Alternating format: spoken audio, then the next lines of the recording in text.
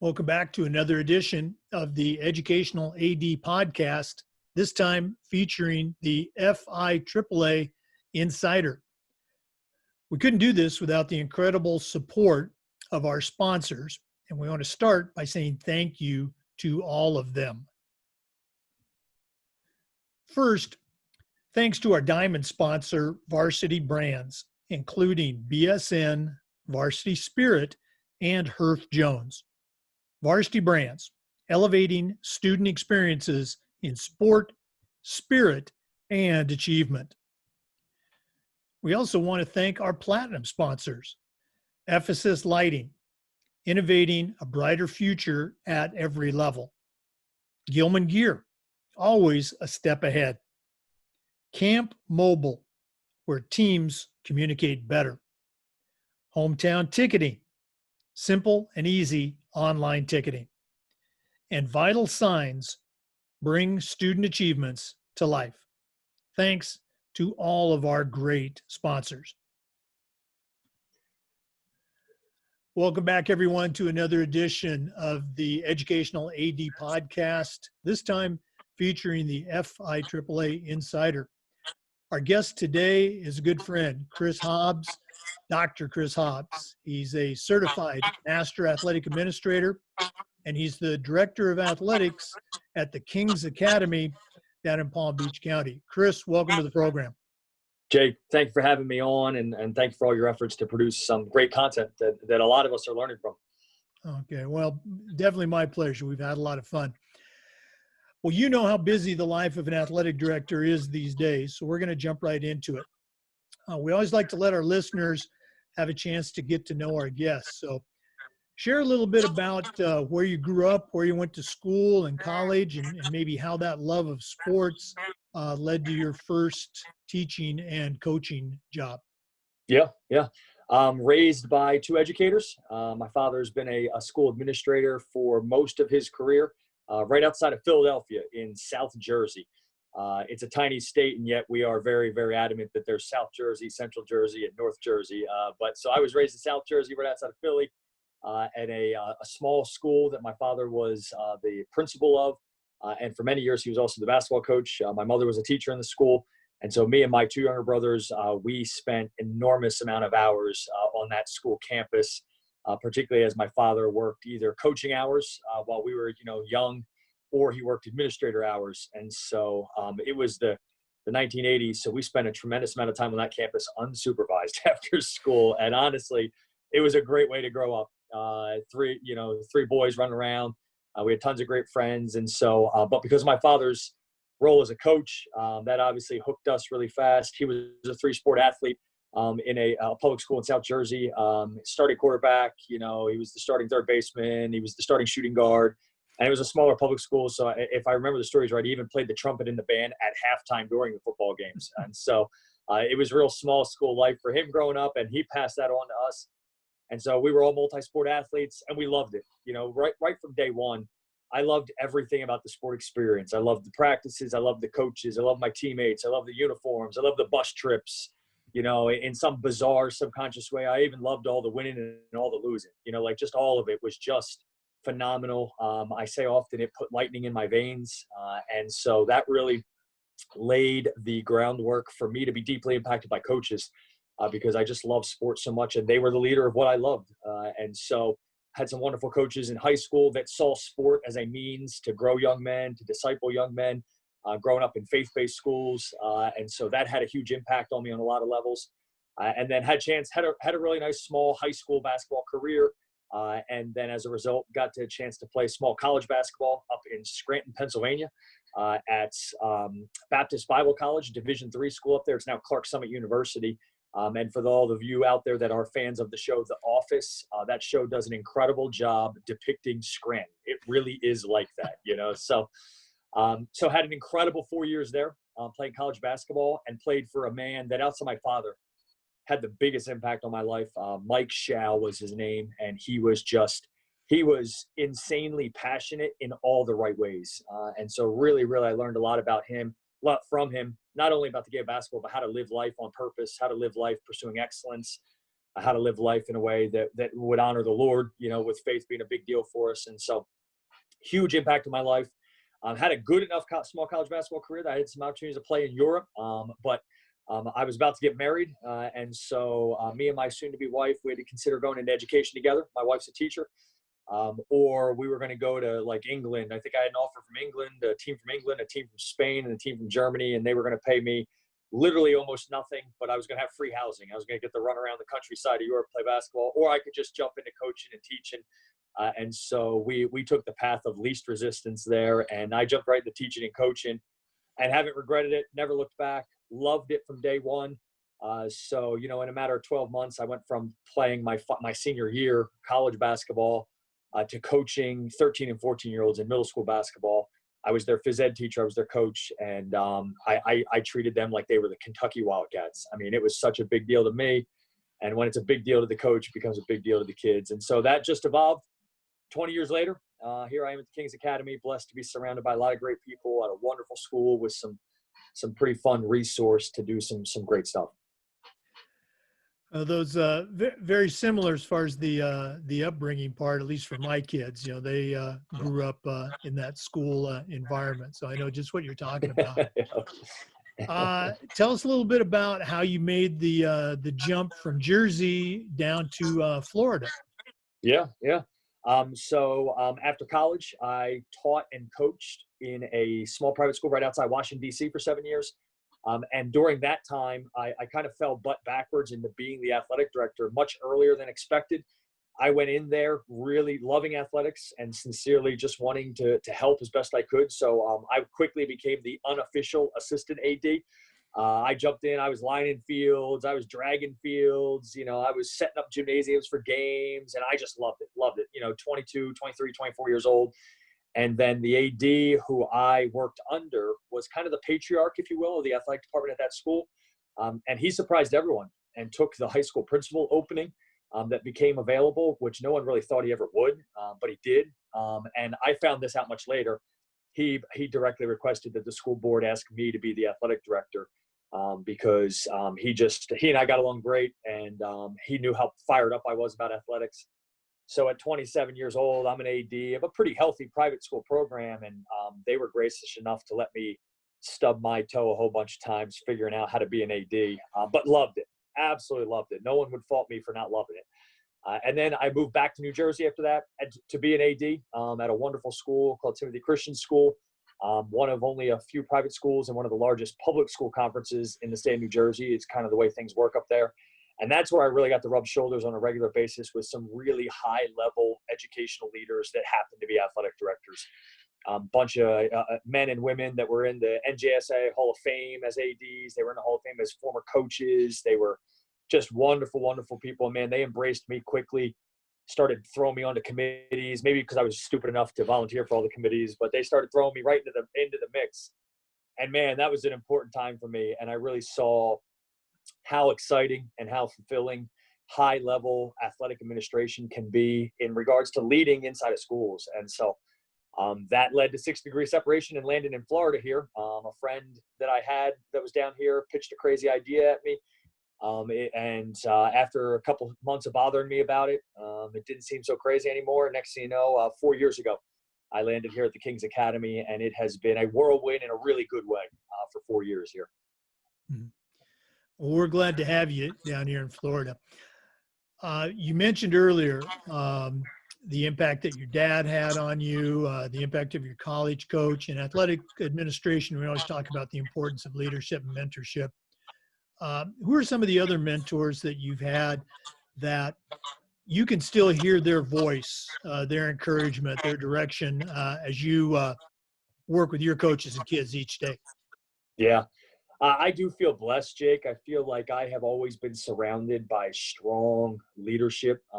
My grandfather was a Baptist pastor, and so it was very normal for me to see my grandfather standing up, leading groups. My father was a school leader, and so certainly my grandfather's presence, I remember that. A lot of what my father was very intentional about passing along the things he believed in, the things he valued, and so obviously I took a lot from that. Alan Edgar was the first AD that I ever worked under, and then ultimately ended up taking his place when he took that principal job I was talking about.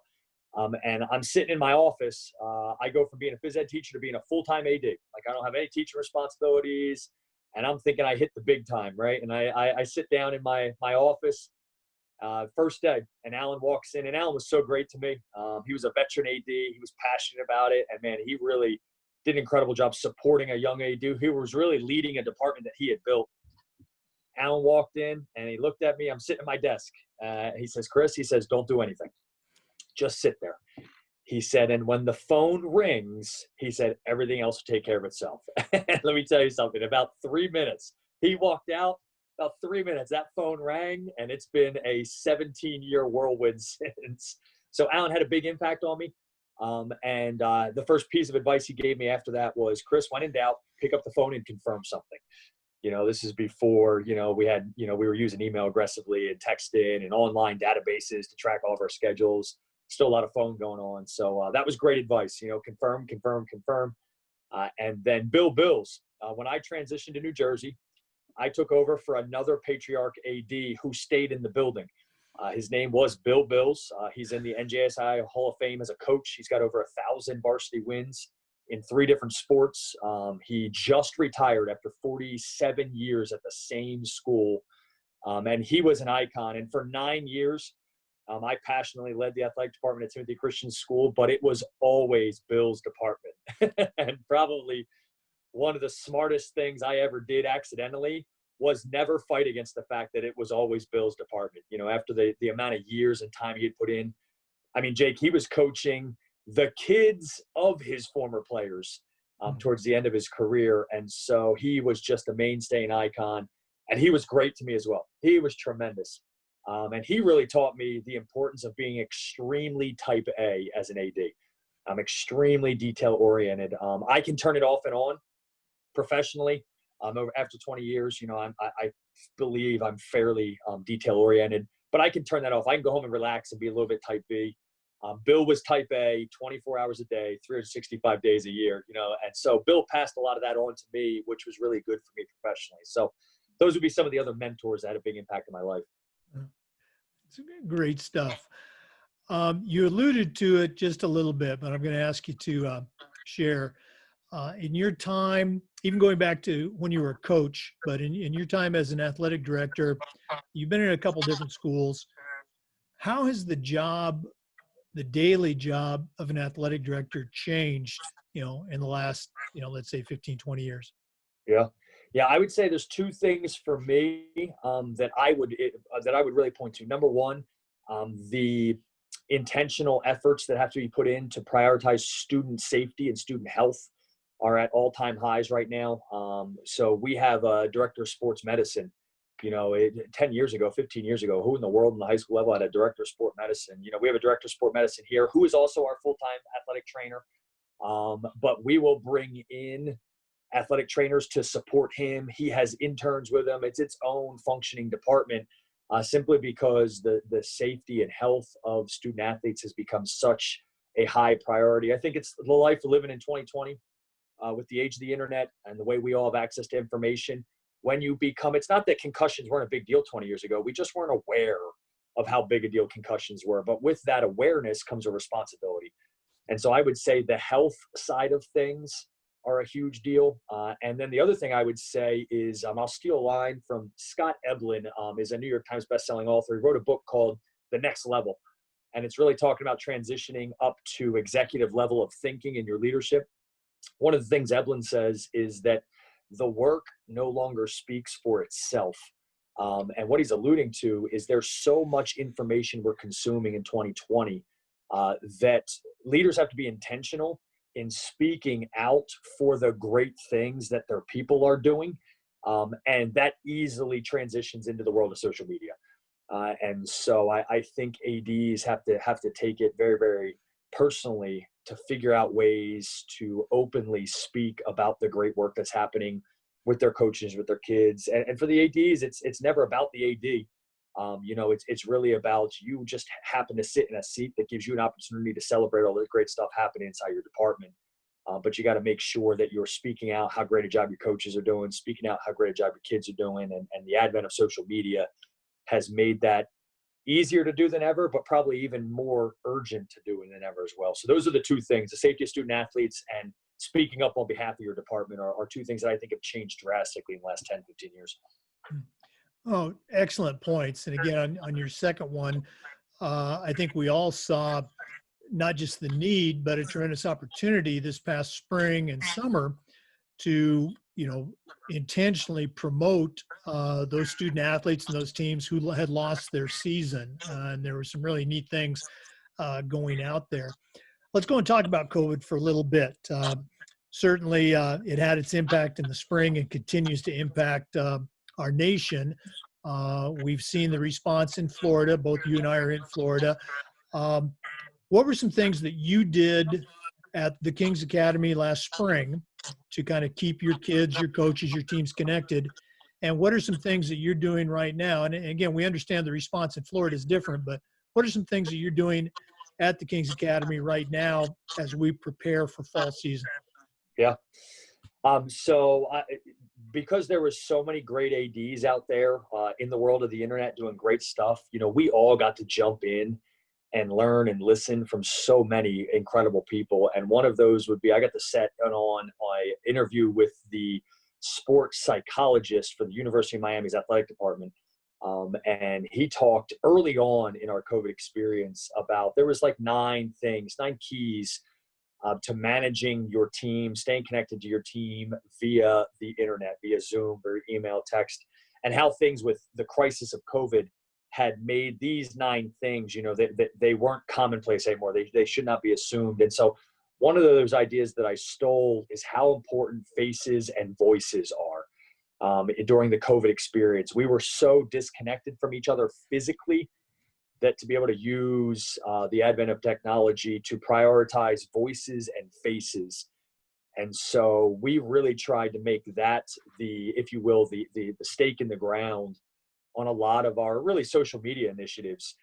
I wanted our community to see the faces and hear the voices of our coaches, of our student athletes, of our directors. I've got a few directors in the department here.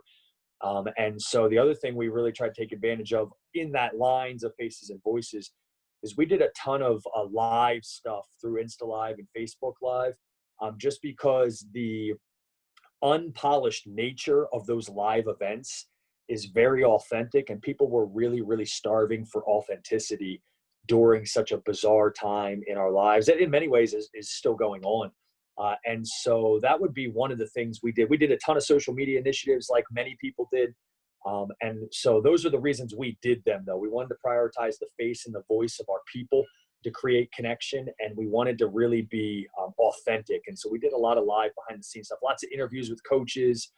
I would meet a couple coaches on site late, at 7 o'clock at night, 8 o'clock at night.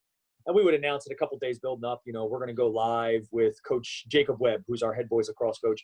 And we're going to have Jacob Webb, share some thoughts on this year's senior class, and so we just did a ton of raw behind the scenes stuff. We did front yard signings, so a lot of kids in the spring missed their signing days. And so we took signing day to them. Me and my staff, we would just plan with the parents. Hey, we're going to show up in your front yard with our media backdrop, our tablecloth, the paperwork. All you got to do is make sure that you're in the college's gear, of where your child's headed, and we will take care of the rest. And we pushed all that out through live events on Facebook and Instagram. And so those are some of the things we did virtually to try and keep really our community connected to our school through our athletic department. Well, looking at the approach to fall sports, and again, I know, you and I are in different situations than maybe a lot of the schools in Florida, but what are you doing right now with your kids and coaches as we prepare to return? Yeah. Yeah. So like we said, I'm the director of athletics here at the King's Academy in West Palm Beach. And I'm blessed that my executive team here was very supportive of prioritizing safety while still bringing the student athletes back. So what that means for us is we have brought a variety of our fall teams back to campus for conditioning this summer with mandates of social distancing, masks on inside of the weight room, one young person per rack, no shared equipment at all so far this summer. We have had, obviously we're screening every kid in to make sure that we catch anyone that might have some concerning symptoms. And so that's kind of how we've navigated it. And then I've tried to stay very in touch with my entire coaching staff, my entire department via the advent of Zoom. So we've Zoomed almost every single week this summer, simply because I don't want them to feel disconnected. Sometimes the Zoom meetings were 15 minutes long, but I would bring an agenda so that it was worth their time. Those would be probably the two big things we've done: conditioning with all the safety protocols in place, so that we could keep the safety of the student athletes prioritized, and then a really concerted effort to stay connected all summer long with my coaches, because I really didn't know how long we were going to be disconnected because of COVID. In June, I wasn't 1,000% confident we would even come back to school face to face, and now I am. We've been very aggressive there and been able to put some resource in place so we can bring the kids back safely. But, there was so much unknown that I thought it was really important to stay connected all the time. No, absolutely. We did a lot of the same things at McClay. Let's shift gears a little bit. This past spring, in addition to COVID, we also saw the tremendous increase in awareness regarding social issues around the country. From your perspective, what are some things that we as athletic administrators, what are some things that we can do better with regard to these social issues in our students? Yeah. I think one of the things that we can do better is just be aware of the history of sport as a platform for these matters. If you go all the way back, even for those of you that are Bible readers, the Bible at the bare minimum is a historical book. And so you'll see that the Apostle Paul used athletics as a platform to pass along faith to his protege Timothy. And that was in a time in the Greek culture when sports as a spectator experience were beginning to happen for the first time ever. And so Paul saw a platform to speak to much larger things than just competition. And then you fast forward to the Olympics, and the way so many countries across the history of the Olympics have used the Olympics as a platform to say certain things. There's been boycotts of the Olympics because countries weren't pleased with matters of social justice. There has been Olympians in the Olympics that have used their platform of success to draw attention. And then we see that a ton happening right now in 2020, where the platform, pretty much every professional sport league is using their platform to draw attention to matters of social justice. And so I think as athletic administrators on the high school level, I think we have maybe not as grandiose a platform, maybe it's not as broad, but we certainly have a platform to use and to, if I could be so bold, for anyone to think that sport is not a platform for that, well, you don't know the history of sport then. You're missing the impact of sport. And so I would say that's the first thing that athletic administrators, just to raise our awareness to the fact that we have a platform that's always been used for things bigger than just competition. And then the other thing I would say is having healthy conversation where we're listening. Is a big deal. We're always in a position as educators to have conversations that we lead, and we talk a lot. And so creating conversations where we can listen is a big deal, and listen from very diverse groups. And this applies not only to matters of race, but I think it applies to matters inside your department of gender. I think it applies to matters even of sport specificity. As athletic administrators, we should make sure that the diversity of the sports we offer all feel like they're being heard. And so I do think that it is a widespread, deep and broad matters that we as athletic administrators have an opportunity to tackle with our communities. Oh, wow. Very, very well said. Not just an opportunity, but a responsibility as well. Yeah. Let's go and shift gears a little bit. What are some favorite parts of your job as athletic director at the King's Academy? What gets you excited each morning to come to school? Yeah. So I'm in 8th grade. I'm a scrawny little middle school basketball player. I was passionate. I loved it. I played 3 sports. Man, I loved basketball. And I guess I was having a somewhat decent season, and we're midway through the season. I just finished practice, and Coach Mo was my middle school basketball coach. He pulled me aside. He was a big barrel-chested guy. He had a big afro, and this is in the early 90s when afros weren't very cool at the moment, but Coach Mo just kind of had his own style. And Coach Mo took his big, broad finger and he poked me in the chest. He said, "You know what, Hobbs?" He said, you could be pretty good if you stick with this and keep working. And that just put electricity in my veins. And that really was probably the first major significant moment where a coach had a huge impact on me. And it is that impact, that coach to student athlete impact, and how intense it can be. That's really what I love about being an athletic administrator, is I get to set the table for my coaches to have that impact across every single student athlete that participates in every single sport that we offer. And so the experience that I had in basketball, I want my competition cheerleaders to have that same experience. I want my football players, my lacrosse kids, my swimmers. I think we have 24 different varsity teams here. I think it's 21 different sports technically. I want every one of those sports and every one of those student athletes in those sports to have that exact same Coach Mo experience. And so I get to kind of cast that vision. I get to kind of craft that narrative. I get to kind of embolden my coaches to chase hard after that type of impact. So that gets me excited. And then celebrating the kids and celebrating the coaches. So many of our coaches, Jake, and every AD that's listening to this will resonate with you.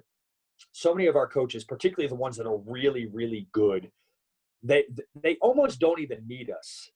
But for one area, they really can't celebrate themselves. It's always awkward to celebrate yourself, right? And so these high power coaches that we all have in our departments that are just doing an incredible job, ADs get to do the one thing that those coaches can't do for themselves, and that's celebrate them. And so I got to coordinate, when I was an AD in New Jersey, I got to coordinate the induction into the NJSAI Hall of Fame for Bill Bills, for Coach Bills. I got to run a variety of ceremonies in our school community for people that were just so excited for him. And it's the only thing that Coach Bills could not do for himself. I mean, he could have run that whole department with his eyes closed. He could have he didn't need me talking to him about practice plans or scheduling. So to do the one thing for him that he couldn't do for himself, and to do it in a way that reflected so much attention and praise to him for a job well done. Man, I just love those moments. And so those two things, the coach-student athlete interaction, and then doing the one thing for coaches that I really think they can't do for themselves, but yet makes them feel like $1 million. Those two things get me fired up. Oh, again, you're absolutely spot on. Celebrating kids on a daily and even a bigger stage, and then those coaches. That's what we do. We're coaching those coaches. We gotta, let them know how much we appreciate them. Well, Chris, we've kind of flown through this. It's been great listening to your ideas, but we always like to end with what we call the athletic director's toolbox. Okay. You're getting ready to send out a brand new rookie athletic director on their very first job, but I'm only going to let you put 3 items in their toolbox. Okay. What is going to go into Chris Hobbs' athletic director toolbox? Okay.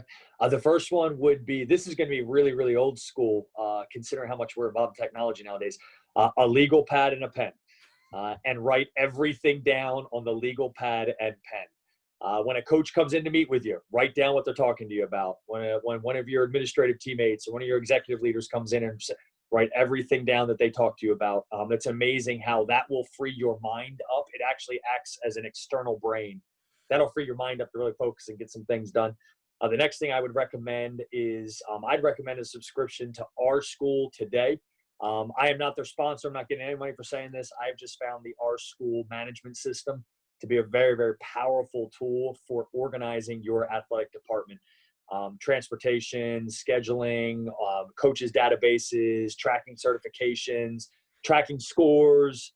It is just a tremendously powerful program that really is not expensive at all, and will really set an athletic director up to organize the operation of the department at a really high level. And then the third thing I would give is a little trick of the trade that I've picked up maybe the last 2 or 3 years, and that's an app called Typogram. And Typogram gives you the ability to produce some images for social media to make you look way more skilled than you actually are. And so that's, Jake, you probably understand this better than I even do. There's so many tricks out there that make us look smarter than we actually are and make us look more skilled than we actually are. And when you find them, you got to hold on to them. And so typogram has been that for our athletic department here. You can put text on images. You can put watermarks on images. You can do all sorts of fonts and designs and throw it up there, and people think you got a graphic designer working for your department.